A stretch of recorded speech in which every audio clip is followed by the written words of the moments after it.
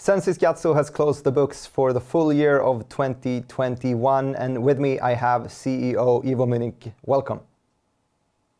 Thank you.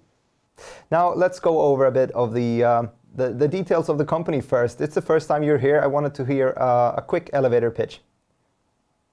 Okay, our story really starts with the fact that 1.3 million people die in traffic every year globally. And we have as a purpose to save lives in traffic by changing behavior. And that's what we do with software solutions more than anything else. We have Flux as a hardware platform, and we have Pulse, which is analytics software, and we have Cillian, which is back office software. And these are the solutions that help prevent people from getting into incidents in traffic. If you look at the company, it's called Sensys Gatso. There's the Sensys part, which is basically the Swedish part, which was at the base of the global Vision Zero movement. It all started in Sweden, and the technology provider there was Sensys.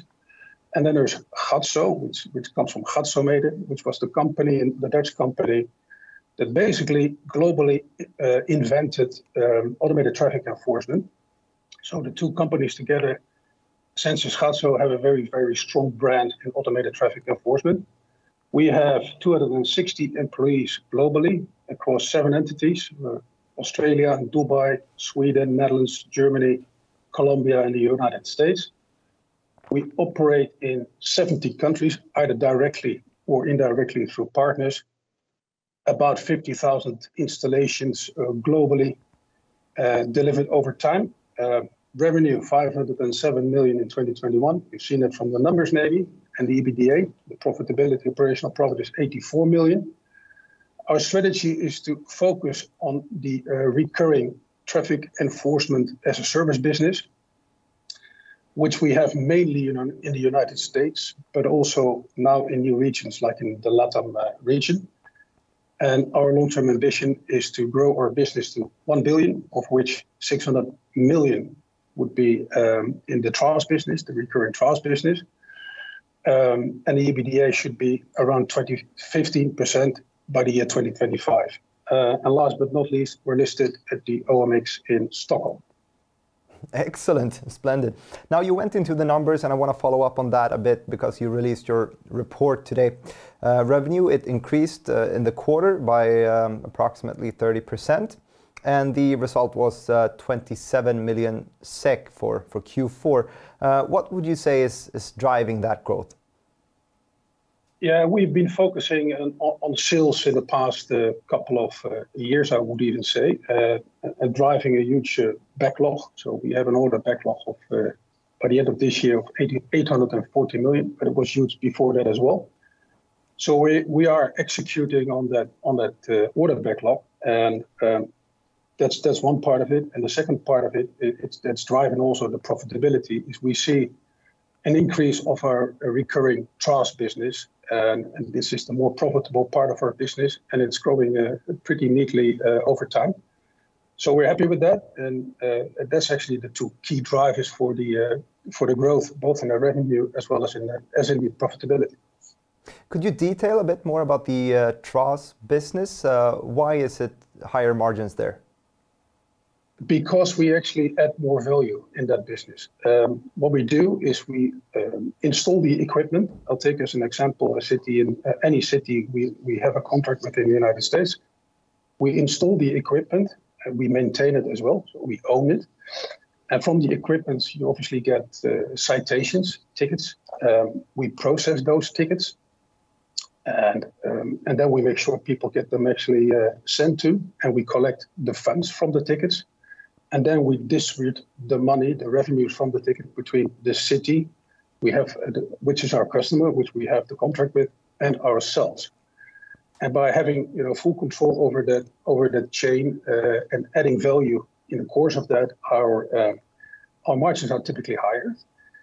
And on top of that, we talk about business with a recurring nature. So you typically have like a 5-year contract, and then it's being extended by another 2 years or another 2 years, or even sometimes 5 years. So it's a very interesting recurring revenue model for us. Now, talking about the US, as you mentioned, you landed 3 contracts in last year, 2021. And you also signed a contract here, a 5-year contract earlier this year in January, I believe, in New York State.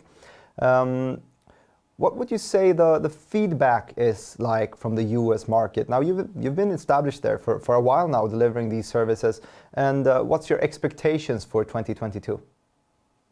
Okay, well, first of all, I have to say, Martin, we not landed just one new contract in 2022, but already 3. So we have 3 new contracts already in for 2022. I mean, what we're doing in the US is we're focusing not on the super large cities like Chicago or New York, but really focus on the somewhat smaller cities, mid-sized cities. And the reason why we're doing that is because we can actually give the customer experience they would not get from large providers, competitors of ours. So in doing that and creating this very high level of customer satisfaction, we get referrals for new cities. So that's the model we work on. On top of that, we believe that using the data which is generated from our systems, our installed base across the states, also provides us with a lot of information, which we obtain through data analytics that actually enable us to go to new prospect cities. So we're not just relying on referrals, but we also proactively sell our business model to new cities across the United States. I also believe there's great momentum going on in the United States. You might have heard about the fact that President Biden signed an infrastructure bill, and in that bill there is a reference to automated speed enforcement, providing support from the government to cities and states. So we see cities and states becoming more and more interested in automated traffic enforcement. So momentum is very good. In general, I would say, so not only for us, but in general for automated traffic enforcement. We have a good pipeline, so hopefully we'll sign a few contracts more in 2022. I'm glad to hear that. Now, you're a global company. We're going to talk about South America shortly, but first I wanted to touch upon a big customer in Saudi Arabia, of course. Can you give us an update there on the deliveries? Yeah, sure. Thanks for mentioning the fact that we are a global company. So we have presence, as I already said in the beginning as well, also in Australia and the US and anything almost like in between. But definitely Saudi Arabia is becoming very interesting for us. And one of the key reasons why is because the customer has a vision, it's called Vision 2030, in which there's a number of initiatives. And one of these initiatives is to invest in automated traffic enforcement, because they see clearly that not only in other places in the world, but also Saudi Arabia, lots of people are dying or get injured in traffic. And that is a cost to society, so they want to do something about it. So they're investing heavily in automated traffic enforcement. We have a unique solution, which is called the vehicle in motion, and we have delivered that. A very big contract, 275 million. Of that contract, till to date, we have delivered 55%, so the remaining part, about 125 million, is still to be delivered during 2020, we expect. So there's a good customer and good momentum in that market as well. Sorry for interrupting you there. So there's still some deliveries to be made, right? I wanted to ask you about how Sensys Gatso has experienced bottlenecks. We know that it's a big problem for international companies to be able to deliver their product, and they get stuck in logistics and also from shutdowns. How has COVID affected your company? Well, if you look, I think what you can see in our numbers is that we have been growing throughout the whole COVID period. And I think it's possible because we are transitioning towards a software and a services company more and more. Most of you as Swedish customers probably recognize the Sensys part of the business, which is the blue boxes, but there's so much more to it. And the software and the services part of our business is we can do that almost completely remote. So right from the beginning, we had our teams working from home, and there was no disruption there. So that was actually very good. In the US, we were considered a critical infrastructure. So we actually got an exemption to go on the road and maintain all our equipment. So also there was no interruption of our business. We did see some school closings, and we can only enforce when the schools are open. So we had a couple of times during COVID when we had to stop enforcing in the US. But fortunately, that is now all past us, so that's picking up again. Looking at our supply chain, we have a number of critical items which we have secured way in advance. So we don't see any hiccups there. We're not producing in the Far East, so also their transport issues are not really an issue. We're assembling our equipment in our factories in Jönköping in Sweden and in Haarlem in the Netherlands. So all in all, and as you can see that from the numbers, we have been pretty resilient to COVID, fortunately. Now let's move over to South America. Together with Capatest Colombia, you launched a subsidiary there. Can you tell us a bit about the details of this venture? Okay. Well, Capatest is a local player in automated traffic enforcement. They own 2 contracts. We set up a joint venture on a 50-50 base where we have a controlling interest, which allows us to consolidate the numbers and also pretty much control the company. What they provide is the local knowledge and also sort of the fulfillment of the contract, because the Capatest contracts are pretty much the same like in the United States. So there also we do the full trials model, the full service model. And what we provide is the hardware, specifically the Sensys Gatso brand name, which is of higher value in the region. And we provide our Pulse software solution and our Cilium back office solution. So it's a great partnership, which obviously also has a lot of potential going forward. So how do these markets compare to one another? You've talked about the US, you talked about Saudi Arabia, now Colombia, and also I know that you've received orders from Ecuador as well. Are they comparable? I don't think they are. No, I mean, what we do is whenever we enter into a new market, we do our due diligence, and we look at, we actually balance the return of a market against the risk, and that makes us help decide whether we want to go directly into a market or we want to go through a partnership. And then you have sort of the mechanics of the market that allows for a full trust model where we as a supplier can do everything like we do in the US and like we do in Colombia.